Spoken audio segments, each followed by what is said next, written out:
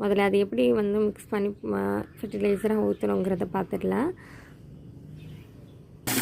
இந்த மாதிரி பக்கெட் எடுத்துக்கோங்க. அதில் கொஞ்சம் வாட்டர் வந்து இது பண்ணிக்கோங்க. நான் என்ன பண்ண போகிறேன்னா இதை வந்து தண்ணியில் போட்டு அதில் இருக்க சாரை மட்டும் என்ன பண்ண போகிறோன்னா இந்த வாட்டரை வந்து புழிஞ்சு இதில் வந்து ஆட் பண்ண போகிறேன். வெங்காயத்தோடைய எசன்ஸ் வந்து அதில் தண்ணியில் இறங்கும்போது உங்களுக்கு வந்து இந்த மாதிரியான கலர்ஸ் வந்து கிடைக்கும். அதாவது அதோடைய சத்து ஃபுல்லும் உங்களுக்கு வந்து இந்த தண்ணியில் தெரியும். பார்த்திங்களா, அந்த கலர் சேஞ்ச் ஆகிருக்கு தெரியுதா? இப்படி தான் இருக்கணும். பார்த்திங்கன்னா ரெடி ஆகிடுச்சு.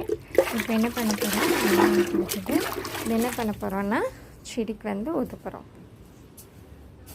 இப்படி ஊற்றுறதுனால என்ன ஆகும்னா செடி வந்து நல்ல உங்களுக்கு வந்து இந்த மாதிரி மொட்டுக்களோட தெரியுதா, அங்கங்கே அந்த மொட்டுக்களோட என்ன பண்ணோன்னா பூ வந்து இந்த மாதிரி அழகாக பூக்கும்.